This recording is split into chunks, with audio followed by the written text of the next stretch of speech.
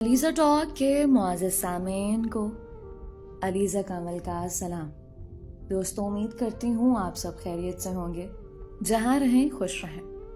بڑھتے ہیں کہانی کی جانب، شروع کرتے ہیں آج کی کہانی۔ میں نے ایف اے کا امتحان دیا ہی تھا کہ اچانک والد صاحب کا انتقال ہو گیا۔ کسی نے انہیں گولی مار دی تھی۔ ان دنوں میری عمر 18 سال تھی اور بھائی کی عمر صرف 12 برس تھی۔ ابو کی وفات کے بعد ہمارے اوپر غموں کے پہاڑ ٹوٹ پڑے اور مجھے اسکول چھوڑنا پڑا۔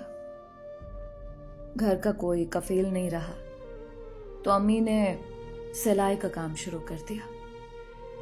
میں نے کم عمری کے باوجود ان کا ہاتھ بٹانا شروع کر دیا تھا اور یوں آہستہ آہستہ میں نے بھی سلائی میں مہارت حاصل کر لی۔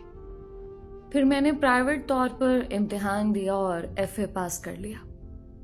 تایا ابو کی سفارش سے مجھے ایک اسکول میں نوکری مل گئی، جہاں صرف 1200 روپے تنخواہ ملتی تھی۔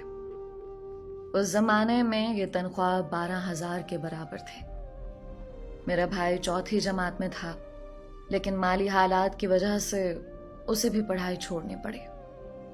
تایا ابو کی ورک شاپ تھی، انہوں نے زاہد کو اپنی ورک شاپ میں کام سکھانے پر لگا دیا۔ تایا ابو کا بیٹا ساجد مجھ سے محبت کرتا تھا، لیکن میں سوچتی تھی کہ والد کی موت کے بعد ہمارے مالی حالات خراب ہو گئے ہیں، تو بھلا اب ساجد کو مجھ سے کیا لگاؤ ہوگا؟ پھر شادی تو برابری کی بنیاد پر ہوتی ہے، اور غربت میں تایا ابو مجھے بہو بنانے سے رہے۔ ایک دن میں اسکول سے گھر لوٹ رہی تھی تو ساجد مل گیا۔ وہ موٹر سائیکل پر تھا اور کہنے لگا کہ چلو میں تمہیں گھر چھوڑ دیتا ہوں۔ راستے میں ہم باتیں کرنے لگے۔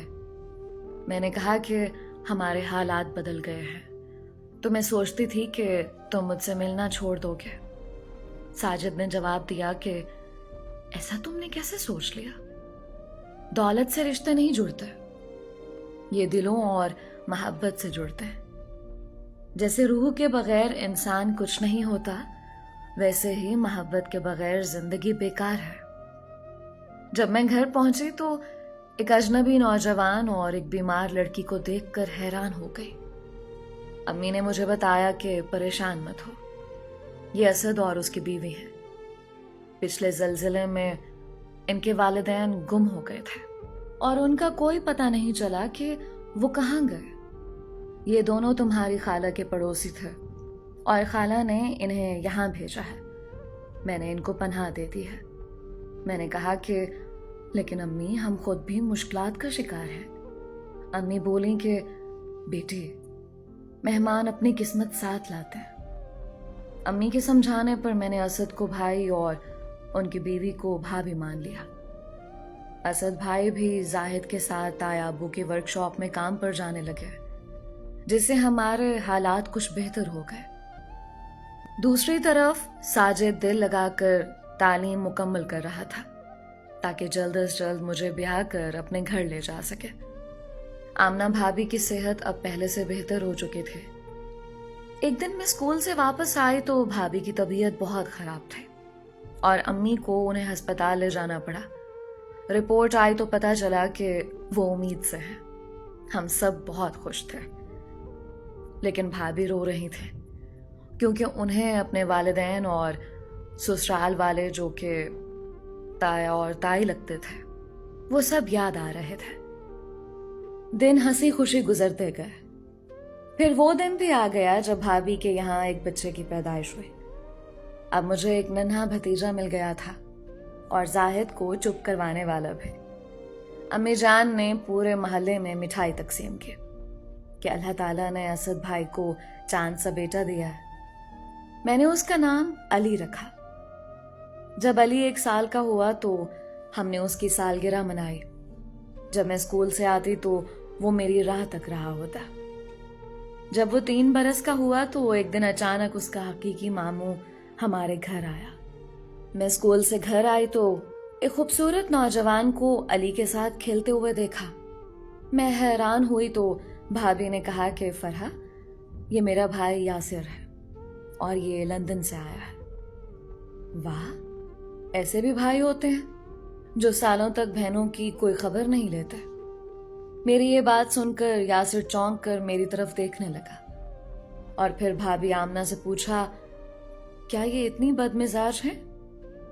بھابھی کہنے لگیں، ہرگز نہیں، یہ بالکل بد مزاج نہیں ہے، بس میرے دکھی دنوں کو یاد کر کے ایسا کہہ دیا۔ پھر بھابھی نے کچھ سوٹ میرے سامنے رکھے اور کہا، فرح، ان میں سے جو پسند آئے وہ لے لو، یہ یاسر تمہارے لیے لایا ہے۔ میں نے کہا، بھابھی یہ تو آپ کے لیے ہے، آپ ہی پہنے، میں نہیں لوں گے۔ یاسر نے کہا، ارے بابا لے لو، مجھے کیا خبر تھی کہ یہاں اور بھی لوگ ہیں، ورنہ سب کے لیے لے آتا۔ لیکن میں نے اس کی بات سنی انسنی کر دی۔ اگلے دن ساجد آیا اور میرے لیے عید کا تحفہ لایا۔ کہنے لگا، فرح یہ جوڑا سلوا لو، عید پر پہن لینا اور دعا کرو کہ یہ عید ہم اکٹھے ایک ہی گھر میں منائیں۔ میں اس کا مطلب سمجھ گئی تھی اور مسکرا دے۔ جب میں نے پیکٹ کھولا تو اس میں سبز رنگ کی خوبصورت چوڑیاں تھیں۔ اسی دوران یاسر بھی وہاں آ گیا اور کہنے لگا، واہ، ہمارا تحفہ تو قبول نہیں کیا جبکہ دوسروں کا لے رہی ہو۔ میں نے فوراً جواب دیا، یہ دوسرے نہیں، یہ تو ہمارے اپنے ہیں۔ میرا جواب سن کر یاسر خاموش ہو گیا۔ اس کے بعد یاسر نے مجھ سے بات کرنا چھوڑ دیا۔ البتہ جب بھی کسی کام سے میں اس کے نزدیک سے گزرتی تو اس کی نظریں میرا پیچھا کرتی رہتی۔ میں سمجھ گئی تھی کہ وہ مجھے پسند کرنے لگا ہے۔ اگر ساجد میری زندگی میں نہ آیا ہوتا تو شاید میں یاسر کا ہاتھ تھام لیتی۔ وقت تیزی سے گزرتا گیا۔ ایک دن تایا اور تائی میری شادی کی تاریخ لینے آ گئے۔ امی نے خوشی خوشی تاریخ دے دی۔ جب یاسر کو اس بارے میں پتہ چلا تو اس کی حالت غیر ہو گئی۔ ایک دن موقع پا کر اس نے مجھ سے اپنی محبت کا اظہار کیا۔